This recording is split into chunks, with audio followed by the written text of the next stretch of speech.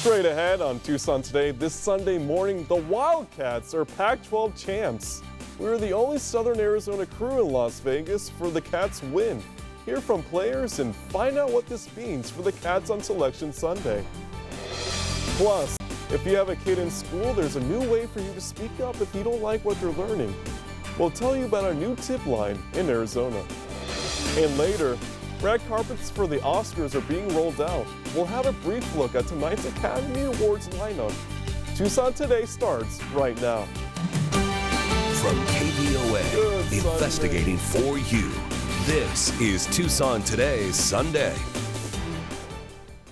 Good Sunday morning, and thank you for joining us. I'm Bryan Savage. Let's get straight to the weather. Forewarned Weather's Shelly Shamrow has a look at what you can expect. Good morning. We've had a beautiful weekend so far, and we're in for another spring-like Sunday. Temperatures are slightly above normal just because we have this dry air pushing in.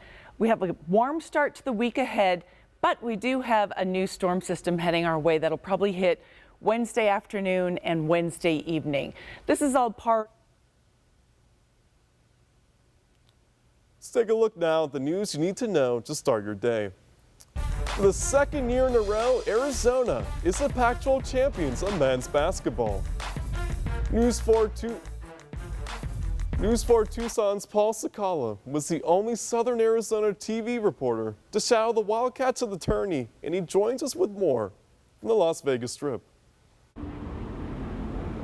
How's your energy, Southern Arizona? Good morning to you. I'm Paul Sakala, and as you can see, my energy levels are quite high here in Las Vegas after. Florida Governor and potential 2024 candidate Ron DeSantis was also in Las Vegas last night to deliver remarks during an event. The Republican governor spoke as a chance for him to lay out the Florida blueprint. DeSantis walked through the contents of his new book, The Courage to Be Free, Florida's Blueprint for America's Survival. During a speech, the governor attempted to make the case that his administration's policies and approach to governance should be a blueprint for the rest of the country. DeSantis took aim at President Joe Biden's leadership. He also touched on multiple topics, including the quality of life in Florida, open borders, and woke ideology. We will fight the woke in the legislative halls. We will fight the woke in the corporations. We will fight the woke in the schools. The Arizona Department of Education launched a tip line last Wednesday so parents can report potentially inappropriate lessons in Arizona classrooms. And teachers say they are concerned about the chilling effect it could have on teachers in the classroom. News 4 Tucson's Shelly Jackson has more on the new hotline.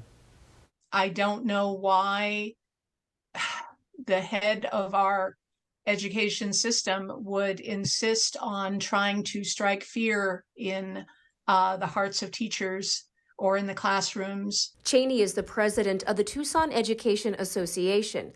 She says the tip line creates uncertainty. Because I don't know what word or what situation is going to trigger a parent. The superintendent of public instruction, Tom Horn, campaigned on the promise to fight critical race theory in Arizona schools. I want to be sure that we get rid of distractions and the teacher.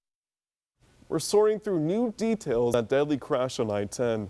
4 people are dead after a semi-truck crashed head-on into another semi in a car. Take a look at your screen. You're seeing new video from the crash. A huge fire broke out following that crash. Now the Department of Public Safety tells us around 8 p.m., one semi was driving west when it crossed the median into the eastbound lanes, colliding with the other semi and car, killing 4 people within those 2 vehicles. So far, none of the people involved have been identified. One person is in the hospital after being shot in Flowing Wells, and Pima County sheriffs are still looking for suspects. Deputies responded to the scene near La Chola and Ruthroff on Friday at 12 a.m. While on scene, detectives found several shell casings and identified one of the multiple suspects.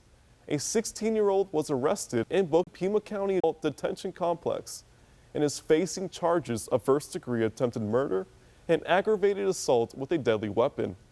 The victim is still in critical condition. Anyone with information about this incident is asked to call 911.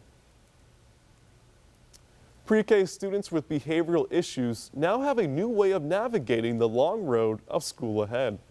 News 4 Tucson's Megan Spector had more from the Sunnyside School District.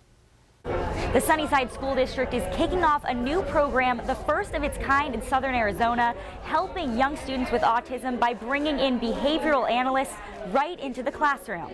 It's so important because Coming up, you have a chance to see a Broadway show without flying to New York. Find out where and when you can enjoy them here in Tucson. And next, a preview of the Oscars tonight. Find out who's expected to take home the top prizes. Plus, the Razzies are out, and surprisingly, the movie Elvis has a few victories. We'll tell you what it won for. Tucson Today will be right back.